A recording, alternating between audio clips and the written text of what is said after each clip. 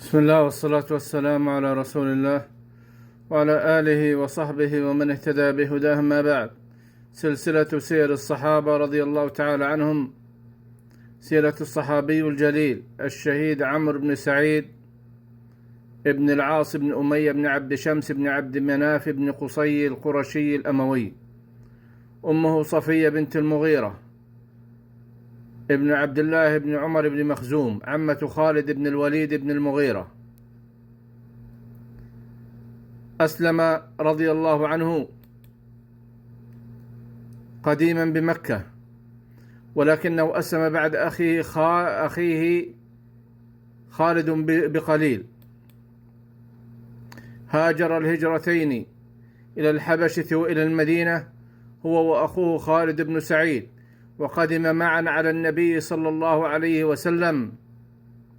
وكان عمرو بن سعيد من أهل السوابق في الإسلام. أخرج أبو العباس السراج من طريق خالد بن سعيد بن عمرو بن سعيد قال: حدثني أبي أن أعمامه خالدا وأبان وعمرا بني سعيد بن العاص لما بلغهم وفاة النبي صلى الله عليه وسلم رجعوا عن أعمالهم، فقال لهم أبو بكر: ما أحد أحق بالعمل منكم، فخرجوا إلى الشام فقتلوا بها جميعا. وكان خالد على اليمن وأبان على البحرين وعمرو على سواد خيبر.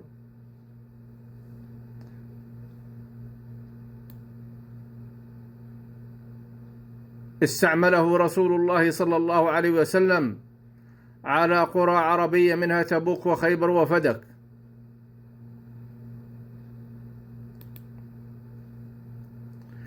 وعن عمرو بن يحيى ابن سعيد الأموي عن جده قال: عمرو بن سعيد بن العاص قدم مع أخيه على النبي صلى الله عليه وسلم، فنظر إلى حلقة في يده فقال: ما هذه الحلقة في يدك؟ قال: هذه حلقة يا رسول الله.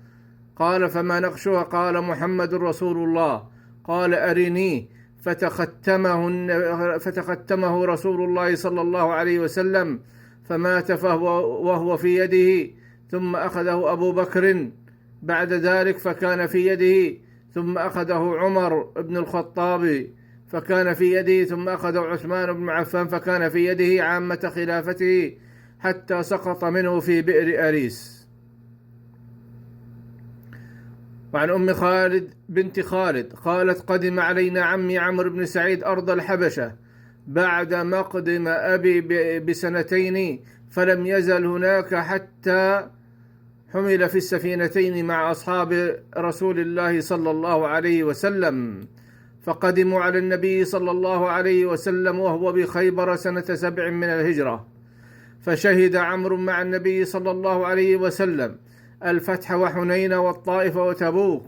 فلما خرج المسلمون إلى الشام فكان في من خرج، فقتل في يوم أجندين شهيدا في خلافة أبي بكر الصديق في جماد الأولى سنة 13، وكان على الناس يومئذ عمرو بن العاص.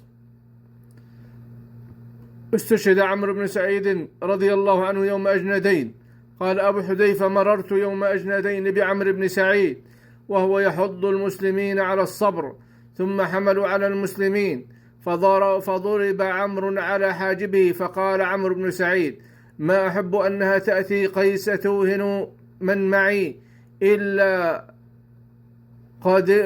قدمت حتى أدخل فيهم، فما كان بأسرع أن حملوا عليه، فمشى إليهم بسيفه فما انكشفوا إلا وهو صريع، وبه أكثر من 30 ضربة.